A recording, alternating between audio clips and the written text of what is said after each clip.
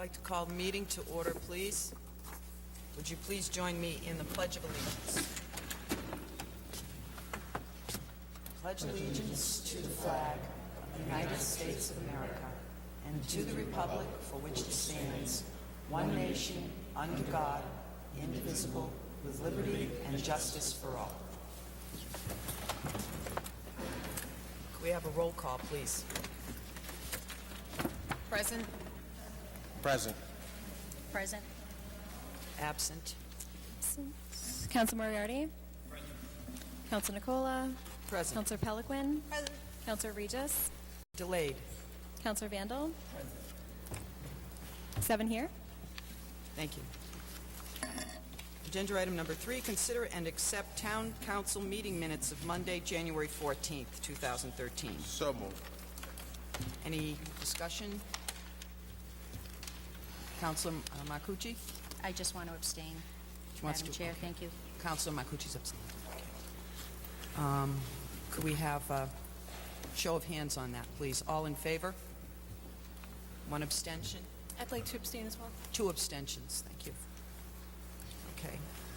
Agenda item number 4, subcommittee reports. A is general government, and that's, I don't think there was any meetings. No. Okay. We're going to move on from general government. B, DPW, Councilor Vandal. No report, but we have a meeting scheduled Wednesday, February 6th, 7 p.m. in the Rice Conference Room. Thank you. Thank you. C, Education and Human Services. Counselor? Thank you.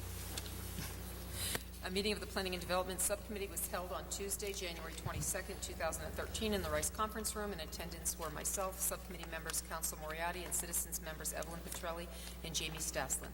Also in attendance were Town Manager Clark, Cassandra Ackley, Ted Carmen, Hunter Foote, Rory Coakley, Luz Anita Espino, Roxana Gomez, Evelyn Velez, Rachel Reyes, Holly Christo.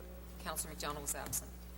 I call the meeting to order at 6:30. Agenda item 1, presentation and briefing to the subcommittee by Ted Carmen of Concord Development Group on the Downtown Financial Implementation Planning Project. Mr. Ted Carmen of Concord Development Group gave a presentation on the development of the downtown area and how the financing works for these types of projects. Agenda item 2, review and discuss draft FY 2013 Community Development Block Grant components and, if awarded, vote to recommend grant application and grant contract be submitted to Council for ratification. Mrs. Ackley gave an overview on putting together the grant application budget. The 3 projects for Chestnut Street cannot be done in the same fiscal year. There is not enough money. Mrs. Ackley outlined her proposed FY13 CDBG grant components. A motion was made by Councilor Moriarty and seconded by Mrs. Petrelli with a favorable recommendation to Council to authorize the Town Manager to submit an FY13 Community Development Block Grant application for $855,000 and, if awarded, sign the grant contract to include the reconstruction of a portion of Main Street sidewalks in the downtown area, reconstruction of the terminus of Chestnut Street, housing rehabilitation, downtown commercial rehabilitation, social services, redesign of McCann Fields, and administration. Vote by show of hands. All in favor, 4-0. Agenda item 3, discuss and vote to approve social services projects to be included in the FY 2013 CDBG application and submit to Council for ratification. A, Aspira, B, Center of Hope, C, WCAC, and D, Central Las Americas.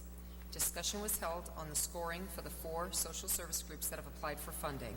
Representatives from each of the 4 social services spoke about what they are doing and what they are doing to become financially independent. Discussion was held on ways to help Central Las Americas members to continue the program on their own. I just want to add to these minutes that there was really healthy, lengthy discussion on all 4 of these projects and the need for every one of them in our community. And I want to thank the committee that put the point system together, or that scored them, and also the members of our subcommittee for this healthy, really informative discussion, and then making that tough decision in the end to go forward. A motion was made by Evelyn Petrelli and seconded by Jamie Staslin with a favorable recommendation to Council to approve grant monies to Aspira, Center of Hope, and WCAC. Vote by show of hands. All in favor. A motion to adjourn was made by Counsel Moriarty, seconded by Mr. Stafsland. All in favor, 4-0. We adjourn the meeting at 7:50 p.m. Respectfully submitted, Evelyn Rivera, recording clerk. And there's no meeting scheduled at this time. Thank you. Sorry, we skipped over Education and Human Services. Counselor Marcucci. Thank you, Madam Chair. No report, no meeting scheduled. Just like to inform council, I did attend one of the school departments, one of their first budget meetings last night. They're really in the infancy stage of going through their budget. Tanya D'Amico, who heads that subcommittee, we're going to schedule a joint meeting probably the third week of February. They'll come before EHS and we'll start working together. So I just wanted to inform council of that. Thank you. Thank you. Okay. E, Protection of Persons and Property. Counselor Langevin. Thank you, Madam Chair. I have no report, but I do have a meeting scheduled for February 5th, this coming Tuesday at 7 p.m. in the Rice Conference Room. That's all I have. Thank you, Madam Chair. Thank you. Okay. 5 Chairwoman's announcements. I want to simply say that some members of the council and some of the heads of department and our town manager attended the Mass Municipal Association's convention conference last weekend. It was very well attended. As usual, got an opportunity to attend some of the workshops, which were very informative. And I'd just like to, as a counselor, thank the town for supporting us and allowing us to attend that conference. I look forward to it every year. It's very educational, and it's an opportunity to meet with our colleagues across the state and poach some of their ideas. They poach some of our ideas, and much appreciated that we were able to attend that. That's all I have. I'm going to move on to the town manager's announcements. Mr. Clark. Thank you, Madam Chair. Whoa, that was loud. Just to go through a couple items. The first one I have is a request from, or a notice from the library. AARP will be offering tax assistance to low to moderate income earners in the community. The filing status and income levels, single or head of household, should be around $55,000. A married filing joint return would be around $75,000. When Monday and Thursday evenings, starting on January 28th through April 4th, 2013, where at the Jacob Edwards Library, 236 Main Street, and there will be 2 tax preparers present and 6 clients will be seen each day. Library staff will assist in scheduling appointments. If interested and meet the criteria, please contact 508-764-5426. The next notice I have is from Charter Cable. I know we actually received a call into the office about some of their changes. They are in the process of transitioning from analog to digital formats. So they have a outline of some of the channels that will be impacted. Those impacts will occur on February 19th, 2013. And just reviewing this a little earlier, they did indicate that to ensure a smooth transition away from analog, Charter is providing digital equipment free to customers for a specified period of time. These offers will vary based upon the customer's current level of service. So I think they said about 90% of the TVs that are out there and their customers already have digital televisions, but for those that still have analog, which is about 10%, it looks like, they do have that transition material available. Also, at the last council meeting, I was requested to see about the status of clearing the sidewalk from the Polish Club up to the Southbridge town line. We actually did, the DPW director investigated that, and that property is owned specifically by the Polish Club, from the Polish Club all the way up to the town line. So the DPW director did send a letter to the Polish Club informing them that the bylaw does require in that circumstance that they clean that section of sidewalk. The next item that I have is we received a notice from DEP that the request to go up to 405 that was submitted back last year has been finally approved and is in effect as of January 7th, 2013. So according to the landfill extension agreement, we have reached the maximum amount that was contemplated in our agreement with Casella of the 405, and that has been effective basically since December 7th, 2012. On the topic of the landfill, I know it was brought up at the last meeting about a tie and bond report, that it was an independent report that was done. As was indicated, there were levels of elevated levels of arsenic, chromium, and lead. I did have an opportunity to meet with the author of the report, asked him some questions, and I thought instead of having me try to translate elements of the report, that with the chair's permission, I'd like to have the author and one of the officials from Ty and Bond, the company, come in at the February 11th council meeting and kind of give a brief overview of what the findings were and what they did find. I think the final conclusion to the report was to do additional testing on the site, but I think that it would be good to allow for an opportunity for dialogue to occur. So with the chair's permission, Yes, I will make sure that that comes to fruition. thank you. And then I also just wish to thank the residents of the community. I did attend the MMA annual meeting this past weekend. I am happy to report that I was requested to become a member of Maya is our insurance company, and I was requested to become a member of the Maya Health Trust Board, which helps. Maya is a group that is made up of city and town managers throughout the state. So I thought it was a nice honor to be requested to be on there. I would say that one of my first actions was that their reserves were a little bit high, so they had the ability to spend extra money to decrease the rates. So I actually got the second on that to make sure that that was in process. Unfortunately, our rates are going to be a little bit high because our experience has not been very good, unfortunately. But just some of the highlights for some of the pieces that I attended. Obviously, I attended the governor's section. The governor had good news, bad news. The good news is more money is coming. The bad news is he's getting it in the form of additional taxes. So whether that will actually translate or not will remain to be seen, and will make the budgeting process this year a little bit more difficult. I also did attend 3 specific training opportunities on health insurance cost containment reform that was passed this past year, labor law update, and also pension costs and some of the importance of pension issues that are before cities and towns now. So I thought it was a busy 3 days, but a very informative 3 days. That concludes my report, Madam Chair. Thank you, Mr. Clark. Okay, moving on to agenda item number 7, swearing in presentation. We have 3 different presentations this evening.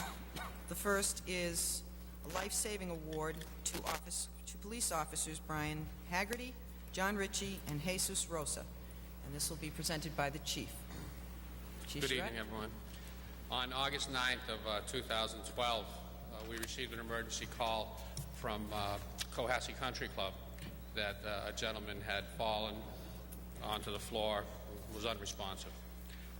Several of our officers, including Officer Brian Haggerty, Jesus Rosa, and John Ritchie, responded to that immediately. They began life-saving measures as soon as they arrived, and along with our firefighting personnel, literally got the gentleman back alive. He was completely out, and until actually at the hospital back on monitors, they really weren't even sure. And I know a lot of times you see these things, a lot of times you hear about them on TV or something. I can tell you that over the years I've seen a lot of these, and it is extremely difficult, and it is extremely rare when you can actually bring somebody back and that person fully recovers. And this 56-year-old gentleman did, and is just doing fantastic. So without question, if these officers hadn't acted quickly and professionally as they did, and I must say, along with our professional firefighters, this gentleman just would not have survived. So I'd like to honor them this evening with life-saving awards and present that to the council. Thank you. Would you like to say anything, gentlemen? Brian likes to say things. Evening. Thank you on behalf of all of us. It's nice to get an acknowledgement for good deeds. But I just want to point out that the reason I'm here and the other officers are here is because this community enjoys a great working relationship between the police and the fire department. This man's life was saved because we worked together as a team, something that doesn't always happen in some communities. But the police and the fire department of this town services this community very well. And we worked together as a team that day. And it's everybody's effort that saved that gentleman's life. Not just me, not just my fellow officers, but everybody together. And this community benefits from that relationship from the two departments. And I just want everybody to understand that. Thank you. Thank you so much.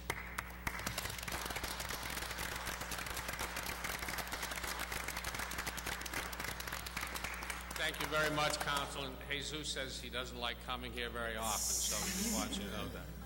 Neither do I. He's not a political gentleman. Thank you so much for your attention. Thank you.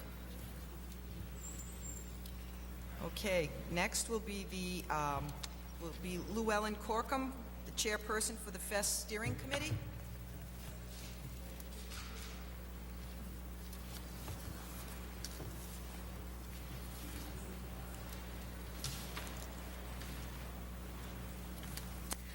My name is Llewellyn Corkum. I am the chairperson of the Southbridge Fest. I want to thank you for allowing me to talk this evening about the Southbridge Fest and just some history about the fest itself. This has been an annual event in Southbridge for the past 6 years. It began being held on Main Street the first few years, and the last few years we've held it on the town common. It includes a parade which comes from the high school all the way down Main Street to the town common. Crafters and food vendors set up on the common. We have children's games, musical entertainment, and roving entertainers. The idea for the fest first came from the Central Mass South Chamber of Commerce as a family event for Southbridge, similar to what the Harvest Fest is in Sturbridge. In the past 3 years, the Chamber has stepped back from the fest itself, and it's been coordinated by a core group of local business people, including people from the local banks and credit union, the Southbridge Hotel, members of your Economic Development Committee, and this year I'm glad to say we have some citizens of Southbridge who have stepped up to join our committee. The fest is financially supported by donations from local businesses. Some of those are, for example, the United Lens and Incom give quite a bit of money to us, as well as the vendor fees that we collect for the crafters and food vendors that take part. It does not cost the town anything. With the funds that we have, we do pay for our entertainment. We also pay for police details and DPW workers, as well as other insurance and expenses. On October 24th of last year, we invited the public to an organizational meeting, which we held at the police department, and we had approximately 15 people attending. And at this meeting, we discussed the future of the fest, where we wanted it to go. We talked about what works well, and it was decided that the location being on the town common was really great. The bandstand helps for our entertainment. There's enough room for vendors and for the public to park and also enjoy the activities. We talked about what the fest is known for, and for a lot of people it was the parade. It's the family-friendly event, and it's something for everyone in the town. We asked, why do people come to the fest? And funny or not, they come for the food, and they also come for the entertainment. At the meeting, we set up committees. We have committees that take charge of the entertainment, fundraising, publicity, crafters, food vendors, logistics, the kids zone, as well as the parade. We also talked about an alternate site. Last year, the event was held despite the really bad weather. We had a very low turnout, and it led us to think about and to discuss an alternate site for the event. And with the approval from the community center, we will be using that as our backup site this year. So just in case Mother Nature isn't nice to us, we do have a place to go. The date for this year's fest will be June 8th, which is a Saturday. It's held from 10 a.m. to 5 p.m. Our theme for 2013 will be giving back to our friends and community. We have funds on hand, enough that's been raised over the past few years, where this year we've decided to put on the fest without charging our returning vendors and without having to solicit donations from our area businesses. We're looking at this year as giving back, also using a local flavor to the things that we do at the fest. For example, we'll be featuring all local bands. We use local vendors, and of course the parade, and that's where we ask for people, organizations, to please get in touch with us so that they could be in the parade as well. The fest's main purpose is to bring the community of Southbridge together for a day of fun and entertainment. We hope the fest will continue into 2014 and beyond. And even though we've been hit with some bad weather, we have a lot of people that really enjoy coming on that Saturday in June. And we think we can improve it and it can grow. So we're here tonight, and some of my committee members are here to ask for volunteers, additional volunteers to help us out with the festival. If anyone is interested, they can contact me. Again, my name is Llewellyn Corkum. My phone number is 508-561-9957. I also work at Savers Bank right here on Main Street in Southbridge. So if anyone has any questions, I'll be glad to answer questions for them, or if I can answer any for you. Does anybody have anything that they'd like to ask? Or I do, actually. Councilor Marcucci? Thank you, Madam Chair. Llewellyn, your vendors, is that all nonprofit? Do you have to be a nonprofit organization We to, have say, sell hot dogs or hamburgers? No, we have a mixture of both. We have some that are nonprofits. I think back to last year, we had people, like Elm Street Church was going to come down and set up and sell strawberry shortcakes. So we have some that are nonprofits, and then we have some vendors that do that for a living. Now, would you have to obtain a permit if you're a nonprofit through the town hall? If you're going to sell food, like prepared foods like that, you would definitely need a food permit from the Board of Health. Okay. Prepackaged foods would not, but prepared foods on site would need that. Okay, thank you. Anybody else? I want to thank you very much. I enjoyed it, even though I got a little waterlogged last year. I always enjoy going to the Southbridge Fest. And again, anybody that is interested in volunteering or would like to be included as a group in the parade should contact Llewellyn Corkum at 508-561-9957. Thank you so much. It really is a pleasure, and I want to say that I do appreciate all of the hard work. It's not, it always is wonderful, and it looks easy, but I know that it's not. It takes an awful lot of planning and a lot of work. Thank you so much to you and your committee for all of your efforts. Thank you. Thanks. Okay, now what everybody's been waiting for is the department head presentation given to us this evening by Nick Tortoise in the Inspections Department. Mr. Tortoise. Good evening. Good Mr. evening. Manager, Town Council Chair, and Councilors. My name is Nick Tortoise. I'm the Director of Inspection Services, better known to you as the Building Inspector. Yeah, you told me 5-10 minutes. I could use about 4 hours, but we'll start with did a little research in building codes. In 1929, we had the Southbridge Building Code. This is all the bylaws, all the zoning bylaws, and all the building codes, plumbing, wiring, gas, everything for the town of Southbridge was in this little book. In 1986, when I started the job, we came with this book. This was known as the 4th edition of the Massachusetts Building Code. It's a uniform code throughout the whole state. Then things started to go a little screwy. 1997, we came out with the 6th edition. It's still the Massachusetts Building Code with 36 chapters. We went from 22 to 36. The present, You got to give me a break. There you go. This is now the Massachusetts Building Code for the most part. So we've gone from a little tiny pamphlet to something that's 14 inches thick. And you don't enforce it and apply it like you used to. And you just can't turn around and say, well, all I want to build is a shed. Why do I have to go through all this? Well, it's public safety. That's all it is. So that's that. The department has 2 full-time staff and 5 part-time.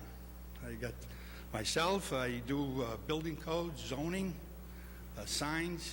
We do, and I boss basically the whole department, and I manage the budget. I've got a couple of notes here that I want to work off of.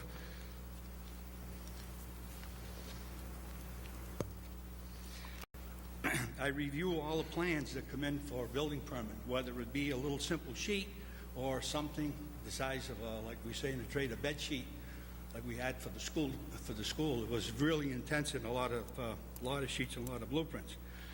And I enforce all the handicap codes.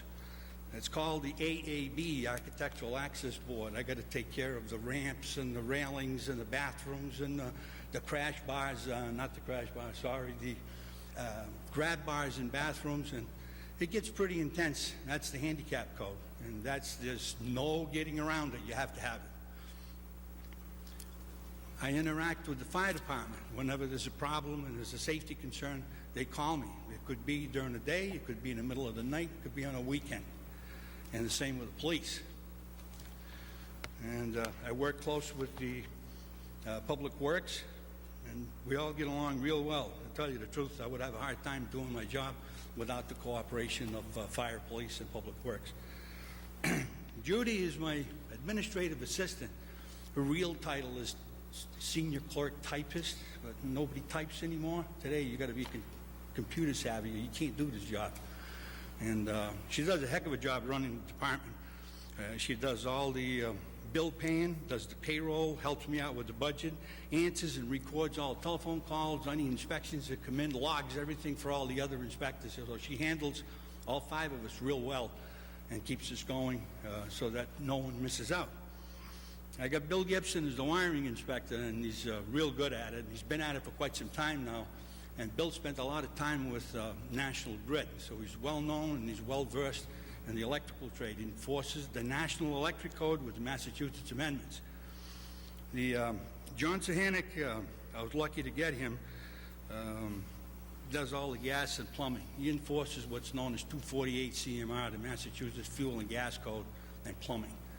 And he keeps on top of everything, reviews all the applications before anything is issued, and does all his inspections, and he does them on time. There's no complaints nowhere from either one of my inspectors.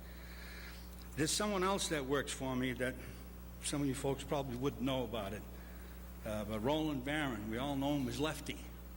And Lefty is the sealer of weights and measures. And he calibrates and checks and tests every scale that we have in town, scanner, gas pump, fuel truck, bulk storage, any place where there's a storage of fuel or weighs anything, Lefty is there. And I'm proud to say Lefty's been with the town since 1957. That's a long time. And I went through the building code issues. Some of the questions that are asked all the time is, when do I need a building permit? Well, I'm going to put it simple. I'm going to tell you when you don't. And everything else you do is really how it goes. And except as subject to other rules and regulations. In Southbridge, we have zoning regulations for accessory structures. This basically pertains to sheds. And sheds are detached garages, anything that's detached from a dwelling. And they'll say, why do I need a permit? Well, the building code says that anything under 120 square feet, that's basically a 10 by 12.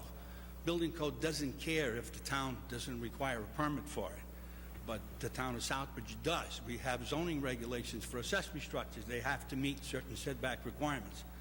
So we have to here. The next one is a fence. And I get asked this all the time, where can I put a fence? A foot in, 6 inches in? Well, there's nothing on fence, folks, and there never has been. And there's no such thing as the good side facing your neighbor. There's nothing, absolutely nothing on fences unless they get higher than 6 feet high. So 6 feet is pretty tall. And once it gets over 6 feet, then the building code takes over, and it's going to get really expensive to put up a fence that's over 6 feet in height. Another one is a retaining wall that's 4 feet or less in height. A permit's not required. And painting, papering, tiling, carpeting, cabinets, countertops, and similar finish work, no permit required. Swings and other playground equipment, no permit required.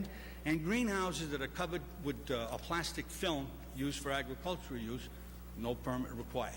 Everything else you need a permit. The wood stove, you need a permit. You're going to put insulation in your attic, you need a permit. You're going to change a window, you need a permit. You're going to fix a porch, you need a permit. It's all public safety. And the zoning part, the questions I get asked, for the most part, are how many unregistered vehicles going to have on a lot? There's 2. The section in the bylaws that only allows you to have 2 unregistered vehicles. Unless they are under, there's a special chapter, I think it's Chapter 90 of Mass General Laws that defines an antique. Now, a vehicle that's 25 years old is basically an antique. And if it's piled in the backyard with full of trash and the hood's up in the air, I consider it junk, so you're going to move it. But other than that, you can have only 2 vehicles. And if you have a boat with a trailer on it, with a trailer or a camper, that's considered a vehicle. So it's not just cars. Any vehicle that can be registered is considered, you can only have 2. Another one, as I mentioned, was the fences. And one of the biggest ones that I have a problem with is the agricultural part with 502.64, is the raising of fowl, the chickens. And we've all had little experiences with those. And fowl, goats, sheep, pigs, horses, cows, fur-bearing animals is only allowed if you have a parcel that's 5 acres or more. Anything less than that, can't have them. You know, I get, sometimes they look at me a little funny. Well, the kids like them, they're pets and so forth, but you're not supposed to have them. Another one is yard sale signs. I myself have not been active in enforcing the bylaw on yard sale signs, but they're really not allowed nowhere except where you're having the yard sale. So wherever that takes place, there's a yard sale sign that goes in front of the house, and that's where it stays, and nowhere else. There's not supposed to be any signs at all taped to telephone poles. Telephone poles are owned by Verizon. They're on public property, so they're really under the jurisdiction of the town manager because they are on public property. It becomes public, and that's through the manager, and anything that's not public, private property, goes through me. But actually, yard sale signs are not allowed at all. Then we have other signs, such as campaign signs, real estate signs, philanthropic church-type events and things. The sign is allowed without a permit for a period of 30 days. You know, so those aren't too bad. We do have some leeway, and we're working on revising the bylaw, and hopefully that'll clear up a little better some of the stuff that's in there that's kind of old, you know, and needs to be brought up to date. We have new techniques on lighting with LEDs and you know, and so forth, that neons and things that we didn't have in the past. So we need to kind of bring things up to date. And then again, the building code is the biggest part of it. These documents, they're very intense, and I've had to get study aids after 26 years in order for myself to interpret the code. And these are energy codes. This all does on the green leads, and we have this particular one works on the existing buildings, the renovations and repair and a change of use of existing buildings. Some of you have heard me say the Chapter 34 review that you got to do, and it's basically And this is a national code. This isn't something that's just unique to Massachusetts. This is all over the country. And this is also a energy code for all over the country. And you build a house or a building according to these specs in here, you are going to use very little fuel or energy to heat and cool that building. You know, it's really, really nice. You know, so other than that, I'll keep it short, and I'll entertain any questions if anybody's got some. Councilor Marcucci? I'm just full of it tonight, I guess Madam you are Chair. full of it tonight. Through you to Mr. Tortis. Certainly.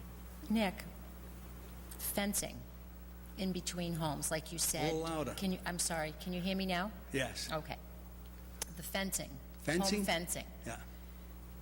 It was my understanding that you always had to be 4 feet or, 2 feet from your abutter. So if I were to construct a fence, you go to your property line? Is that, it doesn't matter? I have no rules.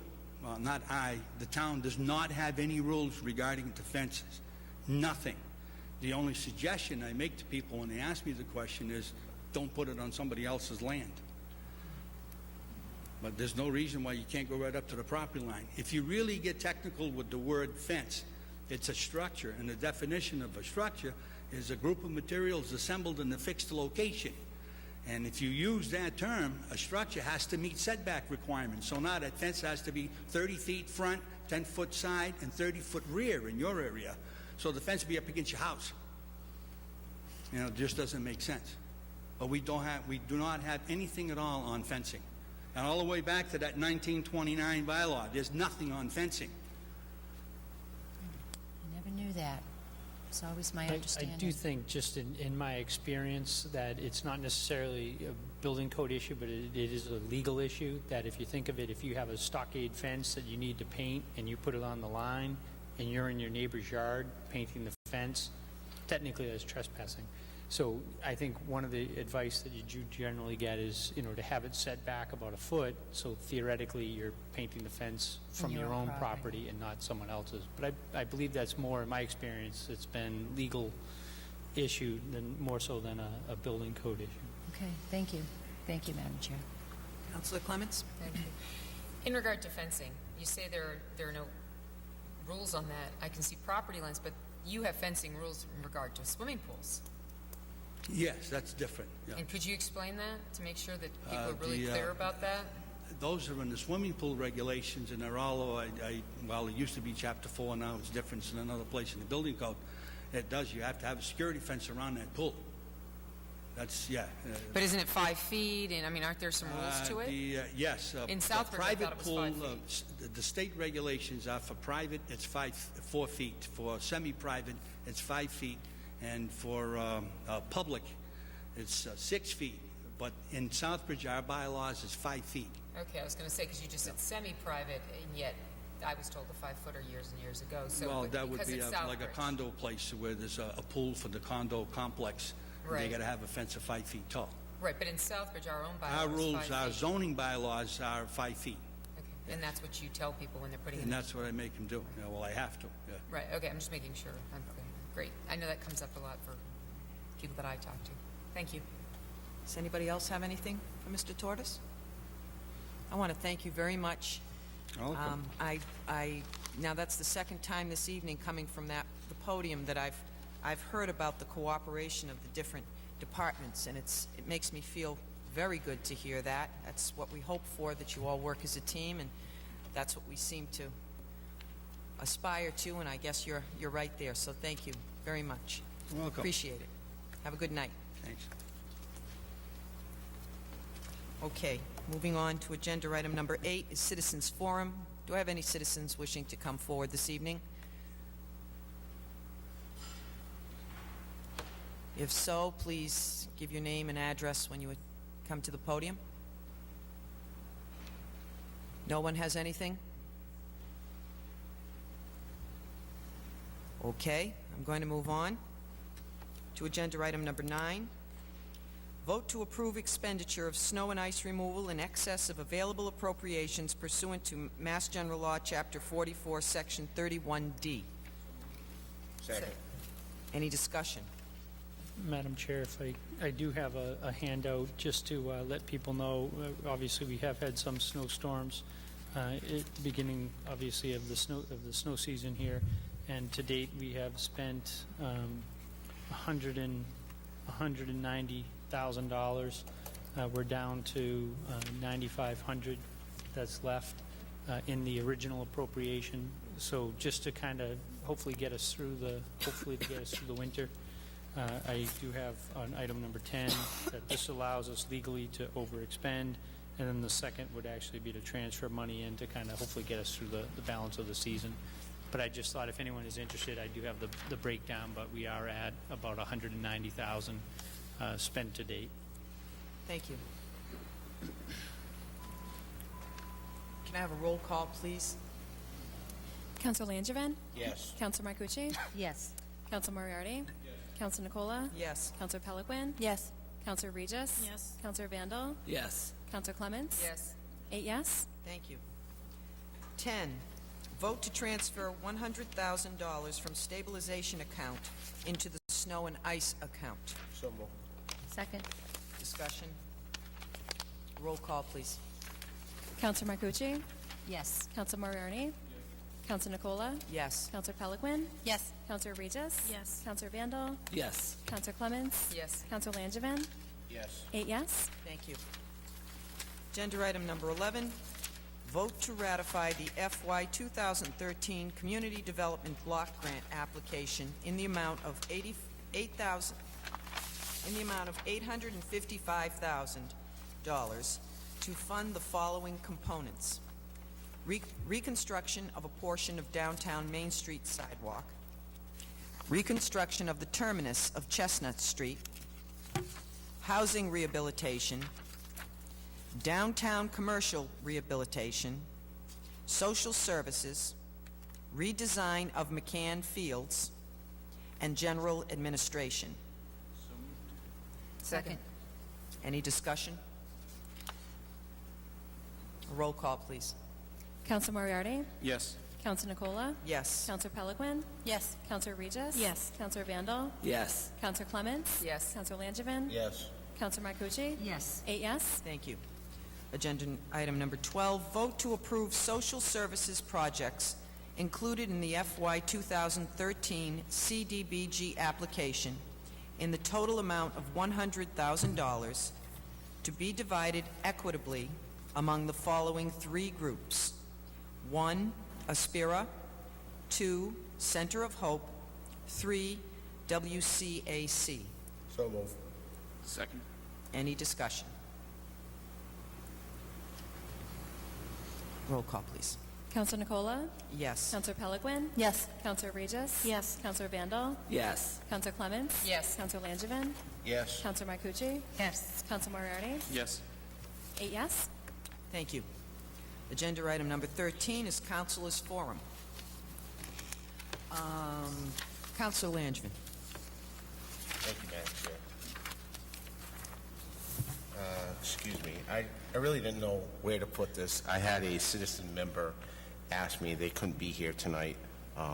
It's a letter that she typed up. I will read it, and then I'll pass it on to the town manager, but she's on vacation right now, so she asked me. So do I do it during Citizens Forum? But carrying. Okay. To the town council, I received a demand notice for payment of my water bill for the last quarter of 2012, but never received a water bill. When I called the department about this, I was told that it is my responsibility to know when my bill is due and to call for the amount. Ms. Nee informed me that I could have a one-time $15 reduction from the demand bill. That the state only allowed that. All I got out of Ms. Nee was, that is what the state says and we can do suggestions. Do not mail out bills, just have everyone call in. At several of the last council meetings, there have been complaints aired about water department and talking with other landowners who have also voiced mistreatment and questionable billing practices. I think there may be problems within the department that need to be looked into. Number 2, the tax rate higher than all but 22 out of 322 cities and towns in the Commonwealth. I agree with Councilor Regis that it may be time to look at non-mandatory spending in order to lessen the impact to the taxpayers. 3, landfill. Southbridge has a landfill that is utilized by many cities and towns. The taxpayers in this town are being asked to support mandatory recycling and the cost of monitoring compliance more tax dollars when other towns that Casella brings trash from probably do not face the same expenditures. Where does the money the town receives go from Casella? And number 4, lastly, irresponsible dog owners, which we all know this has been brought up before. The town sidewalks, curbs, and grassy areas abutting streets are soiled with feces that it truly is disgusting to walk in town, especially Elm Street, Everett Street, Dresser Street. Several folks that I've talked to who walk around town a lot have noticed the same thing about the same neighborhoods. And it's just signed, sincerely, Pam Scour, Everett Street. I'm just going to pass this on to town manager. And that's all I have this evening. If we could probably look into some of those concerns that she have and get back to her, I'd appreciate it. Thank you, Madam Chair. That's all I have. Okay, thank you, Councilor. Councilor Regis. Thank you, Madam Chair. I have nothing this evening other than I apologize for being tardy. That's okay. We will deal with you later. Thank you. Don't hurt me. Councilor Marcucci. I'm all set. Thank you. Councilor Peliquin. Nothing for me tonight, thank you. Councilor Moriarty. I'll spoil it. I knew it. Usually do. So I've got just a quick couple things. One is I know this week, if I recall the calendar-wise, this week was when we're supposed to start with the bus service, and certainly I would assume it's far too early to tell, but not necessarily for a regular update, but I think it'd be great in some point in the next month we can find out from the WRTA just how much it's being used, if at all, and if there's a need to promote it more or what have you. Also, just I know the nomination papers available, lots of different spots that are up.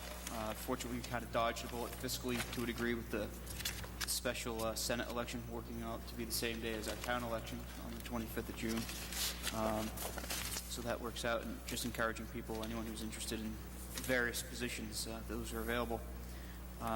Also would like to thank, we had about 175 or so people who came out to support the Relay for Life through a fundraiser that was held at the Knights this past Saturday. Council Langevin stopped by, which was appreciated. We raised about a little less than $1,200 with a pretty small, otherwise what we thought was going to be a pretty small event. About 24 chilies and a lot of other things. A lot of people had a good time, so I'm pleased to note that. And then just lastly, this is something that I wasn't really planning on up until today. This morning and this afternoon over, I work at Shepherd Hill, and they had Chris Herron, who used to play for the Boston Celtics, came by and did a speech to the kids, and he had a good 15-year battle with drug abuse that became pretty well known. And I've seen, whether it was when I was in high school or since then, working in schools, teaching and such, I've seen a lot of different sort of speakers come in, and they're usually kind of that same generic thing that the kids kind of roll their eyes at. And this guy here today, I've never seen 1,200 kids so transfixed, interested, and kind of moved by one guy's story. It was 90 minutes to 2 hours that he was with the underclassmen and then the upperclassmen each stint, and it went by pretty quick. You didn't see kids getting antsy. And I've reached out to one of the school committee members and talked to another person involved, whether it's something that Southbridge at some point, whether it's Southbridge, Tantascwa, Shepherd Hill, Bartlett, it doesn't matter. These issues are issues everywhere. So they're already, I guess, looking into possibly doing something similar. There's always fees with this, so for the general business community, if somebody from the schools or the PTA or whomever comes by, that I would encourage you to think twice for sure, and give it a long consideration to possibly help and bring that kind of a thing to town, because if it saves one, then it's done more than enough. So that's all I have. Thank you. Thank you, Counselor. Counselor Vandal? Thank you. This morning I got a phone call, same phone call that I got, I think it was 3 weeks ago, where this gentleman said that he tried to call the Board of Health, and he gets the rigmarole. And I says, well, I'm going to bring it up.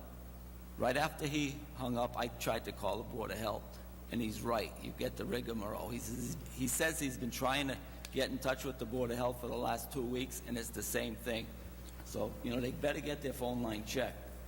Well, Counsel, what do you mean by the rigmarole? What happens? Press 1, and it was Mr. Moran's voice.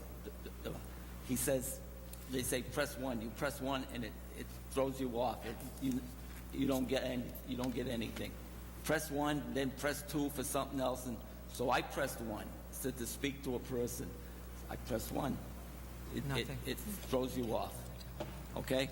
And then yesterday morning, I got a call from a lady that said that, what's going on with the taxes? I said, well, they went up a little bit. And she says, a little bit. She says her taxes went up $800 and something a quarter. And I said, are you sure? 800? She says, yeah. Could we check into that to make sure that it's not a mistake? I mean, that doesn't sound right, $800 and something a quarter. No. It was probably for the, what is it, 3-4 quarters? Yeah, normally on a quarterly tax bill, the first 2 are estimated, and then the balance is made up in the last 2. Right. So they tend to be skewed a little higher. But if you give me a number, I'll give we'll you look a at name it. after. Yep. Yes. Okay. Thank you, and that's all I have. Thank you. Counselor Clemens? Thank you, Madam Chair. On business, through you to the town manager, I'm concerned with monitoring on the trash right now.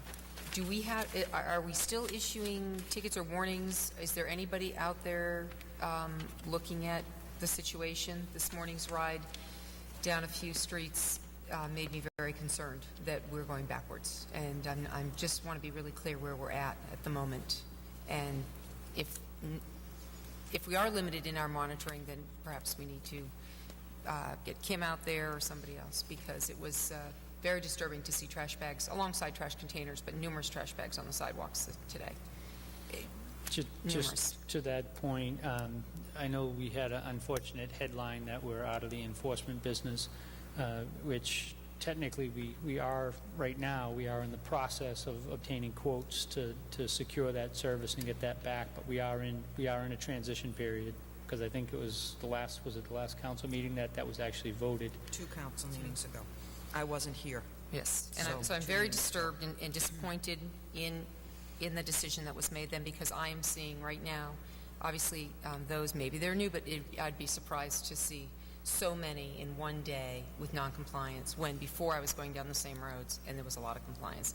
And I would also encourage perhaps, I would imagine that our recycling coordinator or others would have the ability to respond. If I were to call in or bring in a picture and say these 3 houses that I just passed look like this, I would want someone to get in their car and go out and give them a ticket or a warning or something, because obviously we can't not be in the enforcement business anymore, because we're going to end up just like we were a year ago, and that disturbs me greatly when I see the trash all over. And being a windy time that we had the last night, it's even more so because of unfortunate blowing of trash. But these were bags just stockpiled, and I just don't want to see that again. I had a meeting today and said, I want to get back on our feet and get back going, so we are on it. Yeah. Well, I'll be taking a few pictures, I think.